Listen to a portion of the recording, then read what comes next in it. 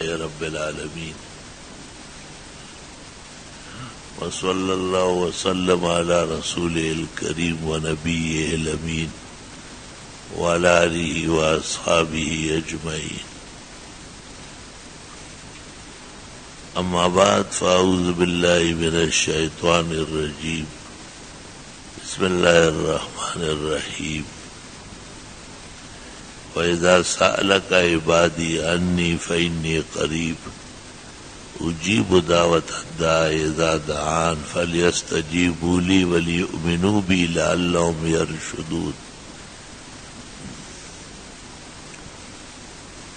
وقال رسول الله صلى الله عليه وسلم إذا دعا أحدكم فليبدأ بالحمد لله أو الثناء على الله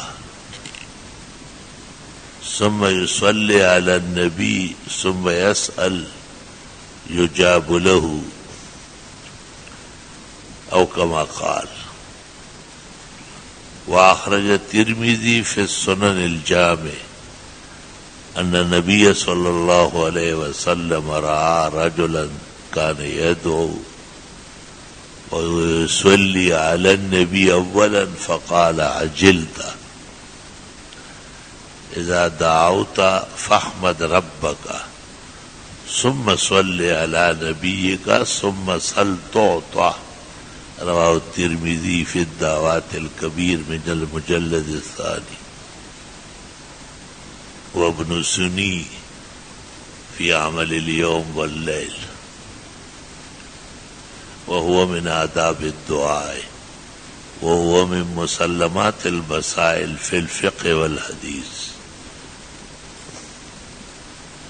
اللهم صل وسلم على النبي وعلى آله وأصحابه وبارك وسلم عليه. چھوٹے سے ایک سفر سے واپس ہوا لیکن اب وہ طاقت توانائی نہیں رہی تو تھکاوٹ بدستور رہتی ہے. خیال ہوا کہ مبارک رات شب جمعہ اور ہمارا معمول ہے کہ شب جمعہ کو کچھ بیان ہوتا ہے اور دوستوں کو دینی کی باتیں بتائی جاتی ہے. اکثر دیکھا جاتا ہے کہ بھائی لوگ دعا اچھی نہیں مانگتے اور دعا میں ان کی توجہ درست نہیں ہوتی، اور اچھے بھلے لوگ جنہیں ہم طالب علم کہتے ہیں، اہل علم کہتے ہیں، تبلیغی دوست کہتے ہیں، اونچے پاجامے والے، پہلی صفوں میں آنے والے، ان کی دعاؤں کا رنگ ڈھنگ بھی خلاف شرع، خلاف سنت اور خلاف فقہ ہے. بارہا اس پر تنبیہات کی گئی اور مختلف طریقے سے مسائل پیش کیے گئے کہ بھئی دعا عبادات کا مغز ہے. پیغمبر کہتے ہیں الدعاء مخ العبادہ، دعا عبادت کا نچوڑ ہے، خلاصہ ہے.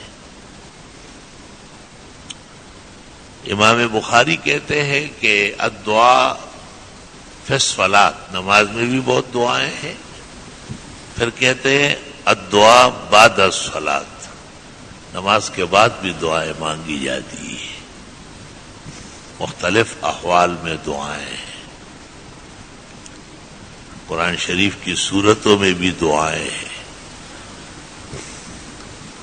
بہت سارے مقامات پر مسجد داخل ہوتے وقت، باہر نکلتے وقت، کھانا شروع کرتے وقت، ختم کرتے وقت، نیا کپڑا پہنتے وقت، طہارت خانے جاتے وقت، طہارت خانے سے خارج ہو کے باہر نکلتے وقت، یہاں تک کہ بیوی سے ہم بستری کے وقت بھی اللہم جنبنا الشیطان وجنب الشیطان مما رزقتنا، اے شیطان ہم سے بھی اور جو اولاد آپ دیں گے ان سے بھی دور فرما. بخاری شریف میں ان قدر بینہما ولد لم یضرہ، اگر اس ملاقات سے بچہ جڑ گیا تو شیطان اس کا کچھ نہیں بگاڑ سکے گا، کے دعا مانگی گئی ہے. وَلِلدَّعْوَاتِ تَأْثِيرٌ بَلِيغٌ وَقَدْ يَنْفِيهِ أَصْحَابُ الضَّلَالِ. بد المعالی میں ہے کہ دعاؤں کے اثرات تو مسلم ہیں. گمراہ لوگ، بے دین لوگ نہیں سمجھتے، وہ دعاؤں کو نہیں مانتے. اللہ کے منکر ہے، اللہ کی رحمتوں سے مایوس ہے. لا ییأس من رحمت اللہ الا الکافرون. کافر لوگ، گمراہ لوگ اللہ تعالیٰ کی رحمت کو کہاں مانتے ہیں. نا امید کو شیطان دے اور شیطان زکب ایمان دے. شیطان بھی بری طرح مایوس ہوا. اگر وہ خدا کی رحمت کا پیچھا کرتا شاید ازل الہی کوئی اور تقدیر صادر کر لیتی. والمسئلۃ طویلۃ الذیل فی محلها.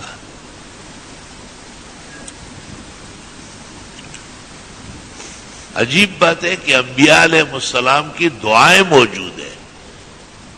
یہ اگر آپ چاہیں کہ آدم علیہ السلام نماز کیسے پڑھتے تھے تو نہیں ملے گی. ہمیں کوئی روایت اس میں نہیں ملی کہ آدم علیہ السلام کس طرح شروع کرتے تھے، ختم کرتے تھے. یہ بات معلوم ہے کہ بعض شرائع میں فجر فرض ہے، بعض میں ظہر، بعض میں عصر، بعض میں مغرب، بعض میں عشاء. ہماری شریعت کو معراج کے بعد 5 نمازیں دے دی گئی، اور معراج سے پہلے صرف فجر اور عصر تھی.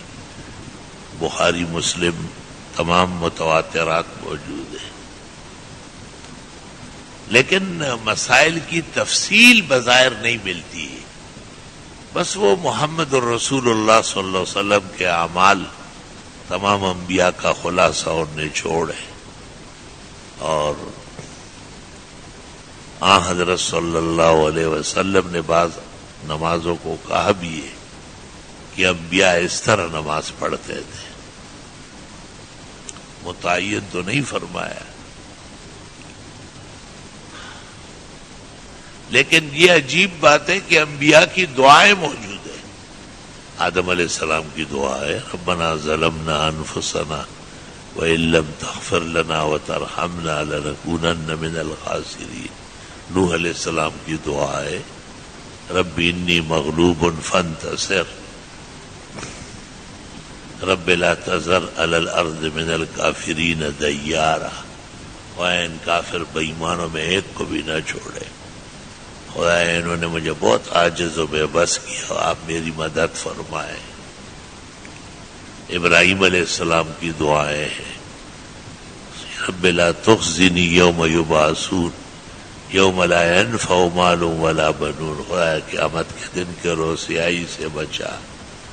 وہاں نہ اولاد کام آئے گی اور نہ مال کام آئے گا.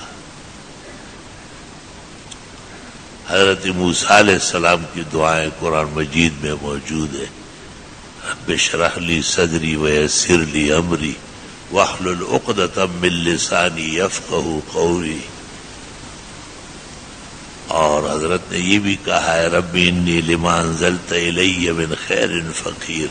خواہ آپ کی دعاؤں کا اور آپ کی رحمت کا بہت محتاج ہوں میں.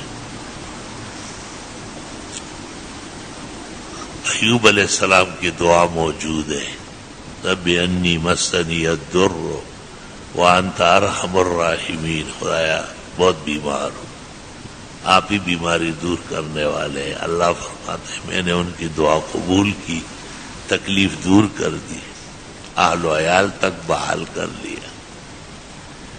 اسماعیل علیہ السلام، ادریس، ذوالکفل، یونس علیہ السلام، زکریا علیہ السلام، مائی مریم، حضرت عیسیٰ مسیح، تمام انبیاء کی دعائیں کسی رنگ میں قرآن کریم میں اور بہت ساری احادیث میں موجود ہے.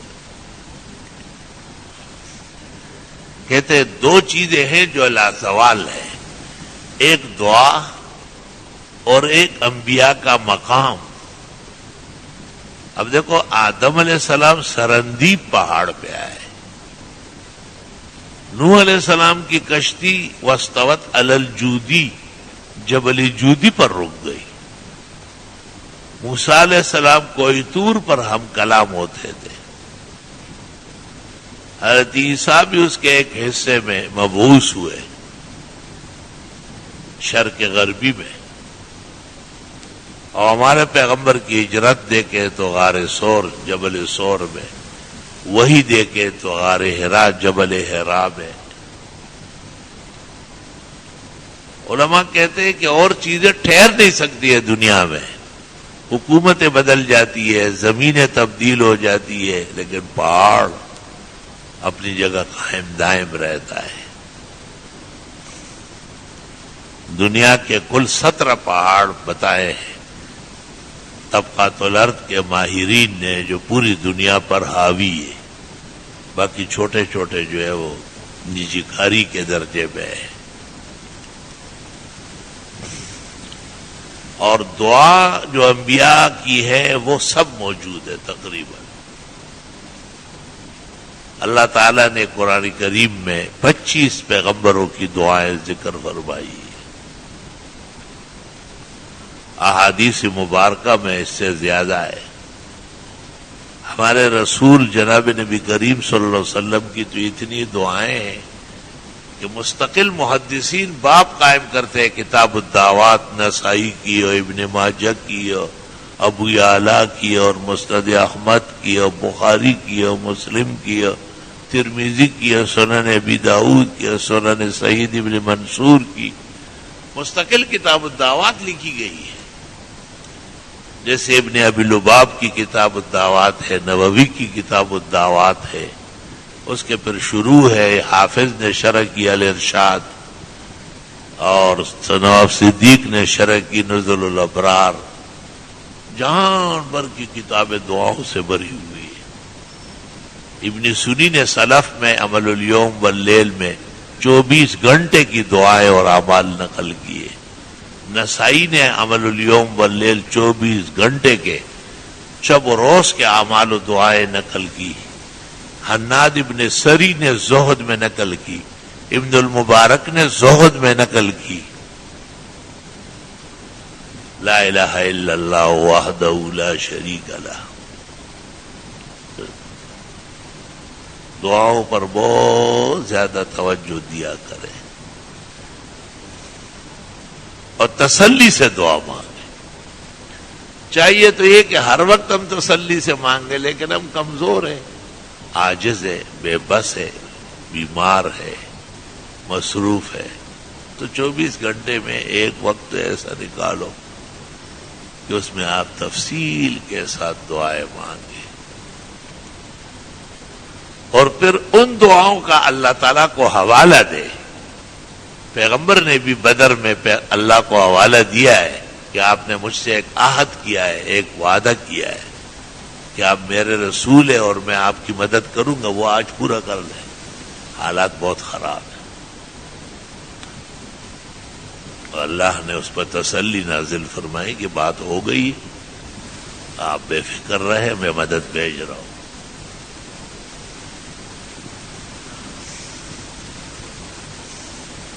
قرآن کریم میں ہے کہ جب بھی انبیاء و مرسلین نے دعائیں مانگی، اللہ نے ان کو سرخرو فرمایا ہے۔ اللہ اکبر و کبیرہ۔ موسیٰ علیہ السلام کو فرائنہ کہتے تھے کہ بما عہد عندک، اللہ تعالیٰ نے آپ سے تو ایک وعدہ کیا ہے نا کہ آپ دعا کریں تو قبول، اس دعا کو استعمال کرو۔ حضرت موسیٰ نے ان کے کہنے پر 9 مرتبہ استعمال کی، لیکن وہ بڑے بد نصیب اور ظالم تھے، اور وہ قوم نافرمان تھی، بد نصیب تھی، انہوں نے ہر طرف اور ہر دفعہ عہد شکنی کی۔ آخر اللہ تعالیٰ نے ان پر عذاب نازل کیا اور تباہ و برباد فرمائے۔ تو ایک رشتہ بھی بندہ اللہ سے قائم کرتا ہے، اور اس رشتے کا تقاضا ہوتا ہے کہ اللہ تعالیٰ اس کی سنتا ہے۔ یہ قیمتی باتیں خچر گدھا قسم کے لوگ نہیں سمجھتے، ان کو فوراً جو ہے نا چونٹیاں کاٹ لیتی ہے، بھاگ دو۔ یہ جواہر ہے قیمتی یاقوت ہر ایک تھوڑا ہی رکھ سکتا ہے، امت میں چند افراد ہوتے ہیں، اس لیے تو آپ ان کی دیکھیں شکلیں مسخ ہو چکی ہے. دعا مانگیں گے تو ان کو خارش شروع ہو جائے گی، دعا مانگیں گے تو آنکھوں میں کھجلی ہو جائے گی، دعا مانگیں گے تو جمائی آنا شروع ہو جائے گا. یہ سب بدنصیبی، یہ سب بغیرت پن جو ان پر دعاؤں میں مسلط، دعاؤں میں ان پر کانسی آ جائے گی، پنکھے گرنا شروع کر دیں گے. اللہ چاہتا نہیں ہے کہ یہ مانگ لے، یہ مانگنے سے محروم ہے، بدنصیب قوم ہے. دعا مانگنا ہر ایک کا کام نہیں ہے. دعا کوئی وجہ مانگتی ہے، کوئی طاقت چاہتی ہے، کوئی موقع محل مانگ رہی ہے دعا. سارا بی بی نے ویسے تو خوشی ظاہر کی جب اللہ تعالیٰ کے رسول حضرت ابراہیم نے ہاجر اور اسماعیل کو عراق سے نکالا اور وہاں مکہ میں چھوڑا، لیکن بعد میں بی بی سارا کو کچھ اندازہ ہوا. ابراہیم علیہ السلام سے کہا کہ آپ کی دعائیں اس لیے قبول ہوتی ہے کہ آپ صدقات بہت زیادہ کرتے ہیں، خیرات بے انتہا کرتے ہیں، ہر وقت بھیڑ بکریاں اور اونٹ اور گائے ذبح کرتے ہیں. طویل واقعات ہے تفسیر کی کتابوں میں. پھر حضرت نے اسحاق کے لیے بھی دعا کی اور ان کے لیے بیت المقدس اللہ تعالیٰ نے حکم دیا کہ اس کی بنیاد رکھے، اور وہ وہاں کے امام ہو گئے. اور اسماعیل علیہ السلام تو کعبۃ اللہ کے امام اور کعبے کے معمار اور کعبے کی یادگار ہے. تو ویسے وہ جملہ بڑا حیران کن ہے کہ سارا بی بی نے حضرت ابراہیم کو کہا کہ آپ کی دعائیں اس لیے قبول ہوتی ہے کہ آپ خیرات بہت کرتے ہیں. یہ تو خیرات ویرات نہیں جانتے، بس دعا کرسی ہے، تسی دعا کرسی وہ کرسی ہو کرسی والے. ایسے کرسی ورسی سے کچھ بھی نہیں ہوگا. دعا طاقت مانگتی ہے.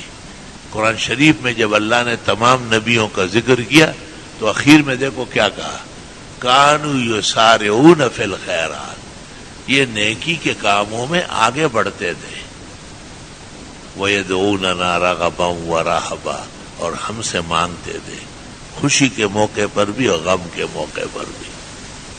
وَكَانُوا لَنَا خَاشِعِينَ، اور ہم سے بہت ڈرتے تھے. پیغمبر رسول زمانہ، ان کی دعا کے لیے بھی شرائط رکھی گئی ہے. وَكَانُوا يُسَارِعُونَ فِي الْخَيْرَاتِ، نیکی کے کاموں میں آگے بڑھتے تھے.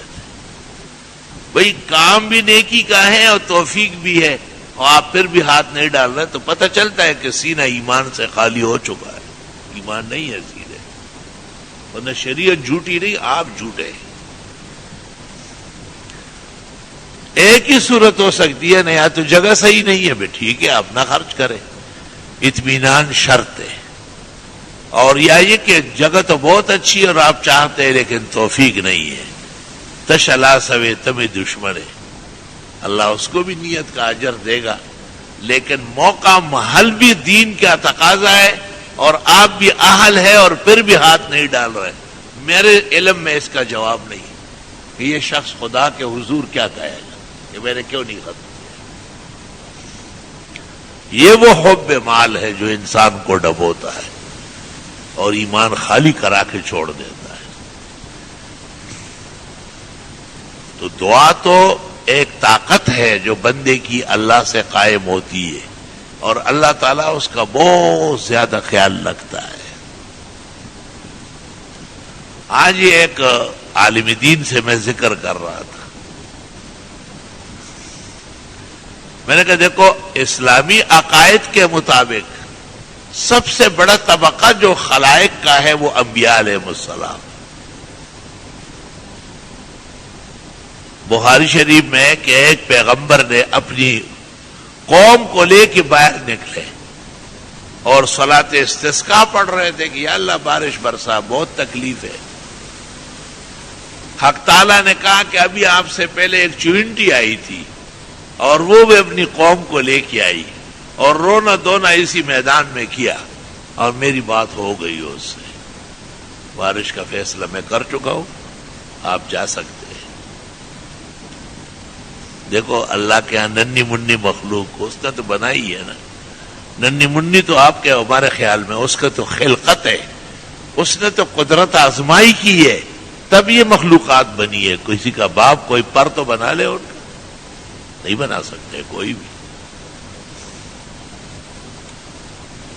لا الہ الا اللہ وحدہ لا شریک لہ لہ الملک ولہ الحمد وعلی کل شیء قدیر. علماء نے اس سے استدلال کیا ہے کہ جب صلاۃ استسقاء ہو رہی ہو، جس کو ہم کہتے ہیں دزارئی موز، اور آدمی باہر نکل کے دعا مانگتے ہو کہ یا اللہ بارش برسا، تو حیوانات کو بھی لے جائے، بھینسیں، اونٹ، گائے اور بھیڑ بکریاں، کیونکہ یہ بھی تکلیف محسوس کرتے ہیں اور اللہ تعالیٰ کی ان پر بھی رحمت آتی ہے. لکھا ہے کفار کو نہ لے جائے، ہندوؤں کو، سکھوں کو، دھرمیوں کو، گھوتڑوں کو، کہ ان پر اللہ کا قہر اور غضب برستا ہے. اس زمانے کے بےغیرتوں کے ہاں تو سب برابر ہو گئے، لیکن خدا کی نظر میں کبھی بھی برابر نہیں ہے. فقہ بڑا پڑا ہے صلاۃ الاستسقاء کہ کفار خدا کے غضب اور قہر کے مورد ہے. اس کو ہٹا دو وہاں سے، کہ ہٹ جاؤ یہاں سے. آج ہم صلاۃ الاستسقاء پڑھتے ہیں، آپ لوگ یہاں سے نہ آئیں تاکہ اللہ تعالیٰ ناراض نہ ہو جائے. گدھا لے جائے، خچر لے جائے، کتا لے جائے، بلی لے جائے. عام طور پر فقہاء حلال جانور کہتے ہیں کہ ان کو لے جائے، لیکن بڑی کتابوں میں غرائب وغیرہ میں ہے کہ یہ بھی جا سکتی ہے، کارآمد جانور ہے. لیکن لکھا ہے کہ کفار نہ جائے، اللہ ان پر خوش نہیں ہے. اللہ کے ذات و صفات یا انبیاء کا انکار کیا ہے، بجائے رحمت کے ان پر قہر نازل ہوتی ہے ہر وقت. گویا خدا کی نظر الوہیت میں اور شریعت مقدسہ میں یہ لوگ جو ایمان سے محروم ہیں اور عقائد سے محروم ہیں اور خاتم النبیین صلی اللہ علیہ وسلم پر ایمان سے محروم ہیں، یہ حیوانات کے برابر بھی نہیں ہے. قرآن نے کہا ہے اولئک کالانعام بل ھم اضل، یہ جانوروں سے بھی گئے گزرے. اللہ اکبر و کبیرہ. میرے عزیزوں اور بھائیوں، یہ دعا کا مسئلہ بہت غمگیر مسئلہ ہے. اس چھوٹی سی نشست میں اور جس میں بھی تھکا ہوا ہوں اور کچھ سانس کا عارضہ بھی زیادہ پیش آیا ہے، نماز کی برکت سے اور آپ کے ملاقات کی برکت سے اور درس کی برکت سے قدر آرام محسوس کر رہا ہوں. لیکن مسئلہ دعا کا بہت زیادہ تفصیلی ہے، کئی مجلدات میں. ایسی موٹی موٹی باتیں ذکر کر لیں گے کہ بھئی حدیث شریف میں ہے کہ جب آپ دعا مانگے تو اللہ تعالیٰ کی ثنا کر لے، حمد کر لے، اللہ کا شکر، کبریائی عظمت بجا لے. الحمدللہ، اللہم انت السلام، التحیات للہ. کوئی بھی کلمہ جو اللہ کے ثنا و صفت پر دلالت کر لے، شروع سے کر لے. اس کے بعد درود شریف پڑھ لیں.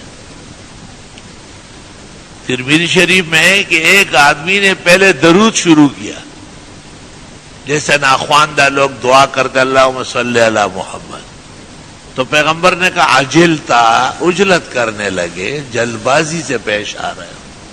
یہ طریقہ دعا مانگنے کا نہیں ہے. میں پوچھتا ہوں، آپ نے بھی کبھی زندگی میں کسی کو کہا کہ دعا ایسا نہیں مانگتے؟ کیونکہ آپ کے دل میں وہ درد کہاں ہے، وہ دعا کی اہمیت کہاں ہے؟ یہ تو رسول اور نبی ہے جو ایک شخص کو روک رہا ہے اور کہتے ہیں اس طرح نہیں مانگتے. مجھ پر درود شروع میں نہ بھیجا کرو، غلط کر رہے ہو. اس سے پتہ چلتا ہے کہ کتنے مسل چرائے گئے اور چھپائے گئے. بڑے بڑے اجتماعات سالانہ میں اللہم صلی علی محمد، جی بڑی امت کی فکر ہو گئی. سرے سے دعائیں نبی کے خلاف ہو رہی.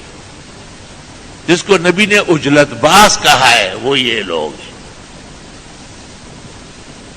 اور دوسری حدیث میں اللہ مومن کی دعا قبول کرتا ہے ما لم یتعجل، جب تک عجلت نہ کرے.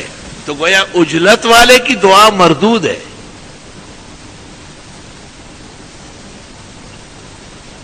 فرمایا کہ جب دعا مانگنے لگو فاحمد ربک، اللہ کا حمد و ثنا کرو، الحمدللہ، سبحان اللہ، اللہ اکبر، لا الہ الا اللہ۔ کوئی بھی کلمہ قرآن و سنت کے مطابق اللہ تعالی کی تعظیم توصیف، اللہ کی تمجید تحلیل کبریائی کا، وہ اللہ کی تعریف ہے، اللہ اس سے خوش ہوتا ہے۔ حدیث میں ہے اللہ اپنی تعریف سے بہت زیادہ خوش ہوتا ہے۔ ویسے ہی آپ کہتے رہے یا اللہ آپ بہت بڑے ہیں، یا رب آپ مہربان ہیں، یا رب آپ کریم و رحیم ہیں، اللہ بہت زیادہ خوش ہوتا ہے۔ اللہ اللہ۔ حدیث شریف میں لا یمدح احد کما مدح ربنا نفسہ، کوئی شخص اللہ کی ایسی حمد و ثنا نہیں کر سکتا جیسے اللہ تعالیٰ اپنی تعریف اور حمد و ثنا خود کرتا ہے۔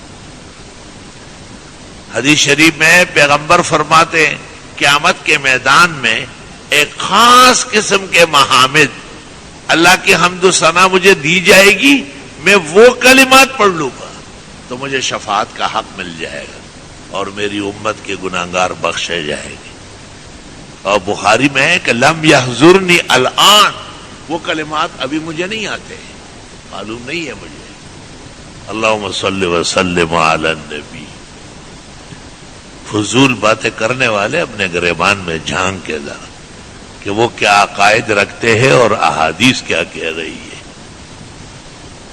آپ نے کہا یہ میدان محشر میں مقام محمود پر جب میں امت کے گناہگاروں کو بخشوانے کے لیے بہت فکر مند ہوں گا تو ان ربی یلہمنی المحامد، بخاری، میرا رب مجھے کچھ محامد القا کر دے گا، لم تحضرنی الآن، اس وقت مجھے نہیں معلوم، اس وقت کی شایع نشان محامد ہے۔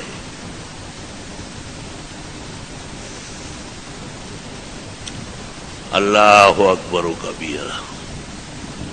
ظاہر ہے ہر موقع اور ہر محل کے علیحدہ آداب ہے اور اس کے مطابق پیغمبر کی رہنمائی ہوتی ہے، پیغمبر صاحب وحی ہے اور وہی دنیا کے نظام سے تو منقطع ہے کیونکہ شریعت کامل ہو گئی، لیکن نبی تو صاحب وحی ہے۔ مقام محمود پر بھی اللہ تعالیٰ آپ سے کہے گا ارفع راسک، سر تو اٹھائے، سل تو مانگ ملے گا، سل تو جب جو تو سوال کرے گا میں مانتا ہوں، سر اٹھاؤ، ارے سر سیدھے میرا،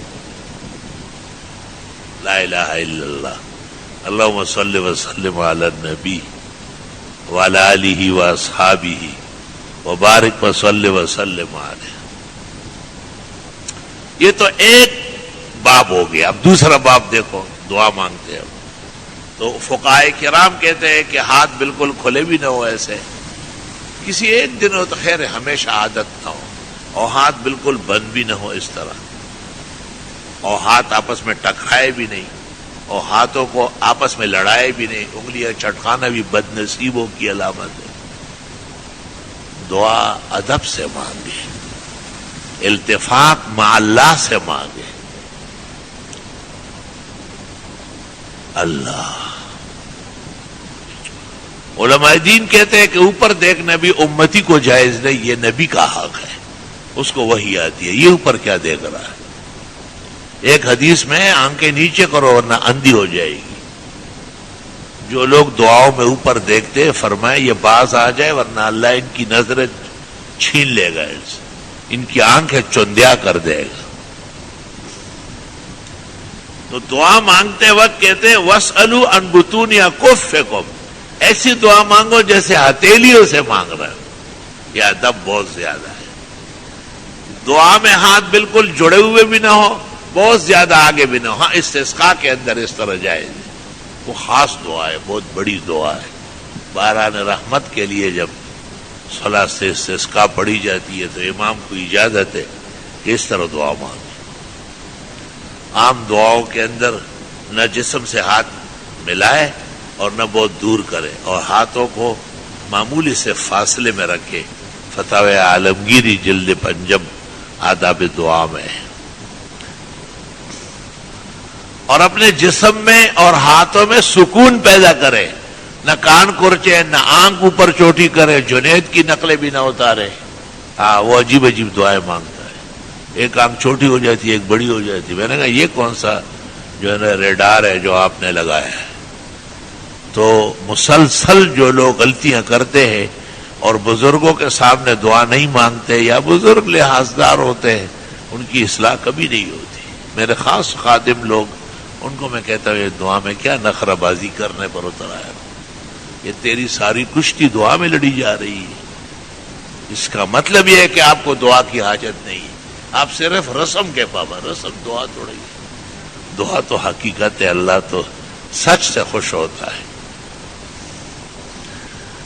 اب جب آپ ان باتوں کو جمع کریں گے نا اپنے اندر، آرام سے مانگیں گے. پہلے دیر تک نماز پڑھیں گے یا تلاوت کریں گے یا خیر خیرات کریں گے، اور اس کے بعد آپ قبلہ رخ ہو کے دعا مانگیں گے. اللہ کا حمد و ثنا کریں گے، پھر درود شریف پڑھیں گے، اور پھر اپنی حاجات اللہ تعالیٰ کے سامنے رکھیں گے. حدیث شریف میں ہے اللہ بندے کی دعا قبول کرتا ہے ما لم یسأل الحرام، جب تک کہ ناجائز چیز نہ مانگے. ناجائز اور غلط مانگنا اپنا منہ خدا کے ہاں کالا کرانا ہے. اس لیے علماء کسی کو بد دعا کرنے کے لیے تیار نہیں ہے کہ ہم نہیں کر سکتے. ہو سکتا ہے وہ حق پر ہو. ہاں جب شریعت کہے کہ یہ آدمی غلط ہے، سود خور ہے، حرام خور ہے، زانی ہے، گندے اعمال کا ہے، تو پھر شریعت پر ہمارا ایمان ہے. شریعت کے پیچھے تو چلنا ہے، پر تو کہنا پڑے گا. ورنہ جب تک شریعت کا دو ٹوک فیصلہ نہ ہو کسی متعین فرد پر، علماء دین نے لعنت منع فرمایا ہے کہ اس میں آپ سے غلطی ہو جائے گی. ایسا نہ ہو کہ وہ صاحب جاہ اور مقام ہو اللہ کے ہاں، اللہ آپ سے خفا ہو جائے. اللہ کے دوستوں کو، اللہ کے پیاروں کو تو اچھائی کے ساتھ یاد کرنا ہے. صراط الذین انعمت علیہم. اللہ اکبر کبیرا. دعاؤں کے اندر حدیث میں ہے ایسا مت کہ تو خدا چاہ تو دے، نہ دینا چاہے تو نہ دے. فرمایا لا مکرہ لہ، اللہ پر کوئی زوراور تھوڑا ہی ہے. یہ تو آپ کسی چچا ماما والی باتیں کر رہے ہیں. اللہ تعالیٰ تو رب العالمین جل وعلا ہے. اللہ کو کہیں یا اللہ آپ ہی سے مانگتا ہوں، آپ کے علاوہ کوئی در نہیں ہے جس سے میں مانگوں، اور آپ ہی دیں گے اور آپ دے سکتے ہیں. اس سے اللہ تعالیٰ بہت خوش ہوتے ہیں. اس کو الحاح فی دعا کہتے ہیں، چھیڑ کرنا دعا میں.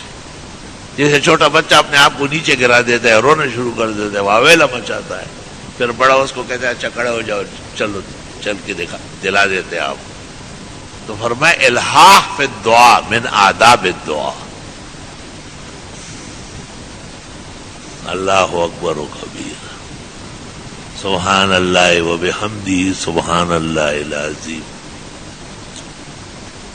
اور اپنی عاجزی، اپنی بندگی.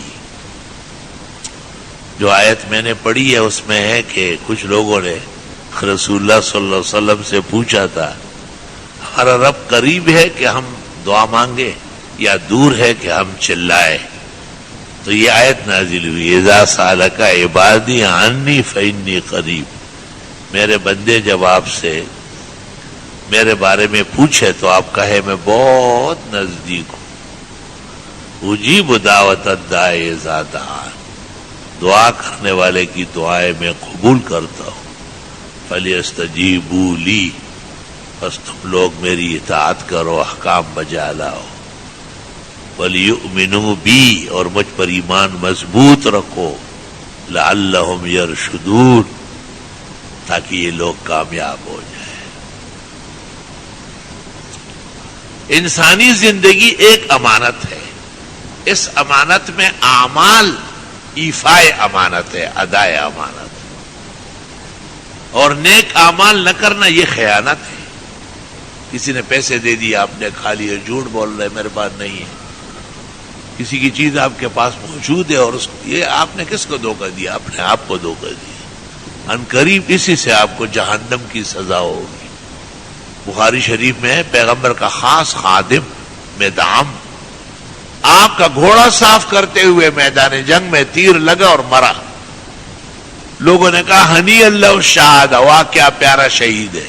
آپ نے کہا ہرگز نہیں، اس نے بغیر اجازت کے ایک چھوٹا سا کپڑا اٹھایا ہے اور اب وہ کپڑا آگ میں گرم کر کے اس کو داغا جا رہا ہے۔ پتہ نہیں کتنی دیر تک آگ میں داغا جائے گا، اس کے بعد فیصلہ ہوگا کہ اب عبدالآباد کے لیے جلے یا بخاری شریف غزوہ خیبر میں یہ واقعہ موجود ہے۔ مدعم نام ہے اس شخص۔ تو میری گزارش یہ ہے کہ معاملات بھی صاف ہونا چاہیے اور کسی کی چیز کے لیے خوش نہیں ہونا چاہیے۔ خوش دیانت و صداقت ایفاء عہد پر خوش ہونا چاہیے، اچھے اعمال پر خوش ہونا چاہیے۔ وہ جو 3 آدمی غار میں پھنس گئے اور پھر نکلنے کے لیے انہوں نے کہا اپنے محبوب عمل سے دعا کریں، تو ایک نے بھی اپنے محبوب عمل کا واسطہ دیا تو وہ پتھر تھوڑا سا سرکا، پھر دوسرے نے، تیسرے نے، آخر میں سارا پتھر ہٹ گیا اور وہ لوگ نیچے اتر آئے۔ علماء دین کہتے ہیں کہ ہر انسان کی زندگی میں پسندیدہ اعمال اس پر فخر کرے، خوش رہے، اس کی حفاظت کرے۔ بہت سارے علماء دین کی تلاوت عجیب و غریب ہے، بہت ساروں کے درس بڑا عجیب و غریب ہے، بہت ساروں کا نالہ نیم شب رات کو اٹھنا بڑا راز ہے، بہت ساروں کے صدقات اور خیرات ہے۔ وہ جو قطب الدین بختیار کاکی کا انتقال ہوا تھا اور انہوں نے وصیت کی تھی کہ میرے جنازے کی نماز وہ پڑھائے جس سے تکبیر تحریم فوت نہ ہو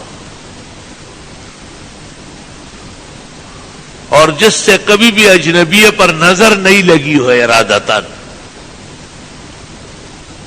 اور جس سے کبھی بھی قیام اللیل اور تہجد کا ناغہ نہ ہو۔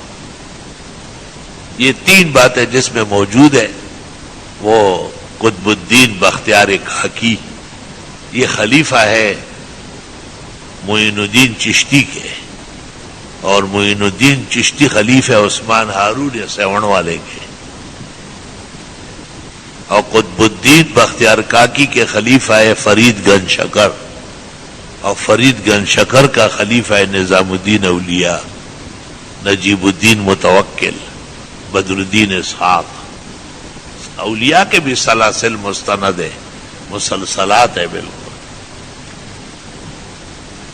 کہتے ہیں جنازہ رکھا گیا اور لوگ چاروں طرف ادھر ادھر دیکھ رہے اور ان کے ایک چیلے نے اعلان کیا، بختیار کاکی کا جو خلیفہ قریب تھا، خاص مجلس کا چیلا، اس نے اعلان کیا کہ پیر و مرشد نے ان 3 آدمیوں کے متصف کو جنازے کی امامت کی اجازت دی۔ تو کچھ دیر جب گزری تو سلطان شمس الدین التمش، دلی کا تاجدار اور ہندوستان کا برسر اقتدار بادشاہ، وہ آیا اور مصلی پہ کھڑا ہوا اور لوگوں سے کہا صفے بنا لو اور تاج اتار کر ایک طرف رکھا ہو، ململ کا صافہ سر پر باندھا، اور اس کے بعد جنازے کی نماز پڑھائی، اور اس کے بعد خواجہ صاحب کو ایسا دیکھا قطب الدین کو، زیادتی ہے جو آپ کر کے گئے، میرے راز اٹھا لیے آپ نے، ان کا تو آپ کے سوا کسی کو پتہ نہیں تھا، اب خواہ سارے جہان میں مجھے ننگا کرا رہے ہیں۔ زمانے کا بادشاہ، دلی کا تاجدار، ہندوستان کا با اختیار ملک الملوک سلطان شمس الدین التمش، یہ مخلوقات کے راز ہے۔ ہر مخلوق کو جب یہ یقین ہے کہ موت برحق ہے، قبر ہے، حشر نشر ہے، اس میں غیرت و حیا و ایمان ہے، وہ اس کے لیے تیاری کرتا ہے۔ ہر طریقے سے انسان تیار رہتا ہے. بخاری شریف میں ہے کہ رسول اللہ صلی اللہ علیہ وسلم نے وفات کے دنوں میں صحابہ کے مجمع میں کہا کہ میں اللہ کا رسول اور نبی ہوں، میں نے بہت کوشش کی ہے کہ مجھ سے کوئی ناراضگی صادر نہ ہو جائے. پھر بھی غزوات پیش آئے، جنگیں پیش آئی، مشرکین خواہ مخواہ مجھ سے ضد کرتے تھے اور جھگڑے کرتے تھے، حالانکہ میری معجزات آیات بینات سب نبیوں سے زیادہ ہے. آرام سے ایمان لا سکتے تھے، نہ جنگ کی ضرورت، نہ مرنے و مارنے کی. مختلف جگہوں میں یہ تقریر وارد ہے.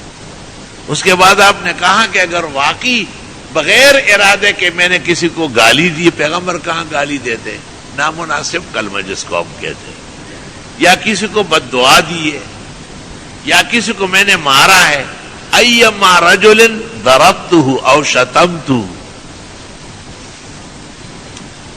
اللہ اکبر، فاجعل صلاتي ودعائي کفارۃ له، میں اپنی دعا اور نماز اس کو دے دوں گا اور اس کے لیے تمام جو وہ خفا ہوا ہے، تکلیف پہنچی ہے، اس کے معاف کرنے کے لیے استعمال کر لوں گا کہ وہ مجھے معاف کر دے اور دنیا کے اندر میرے ساتھ معاملہ صاف ستھرا کر لے صلی اللہ علیہ وسلم.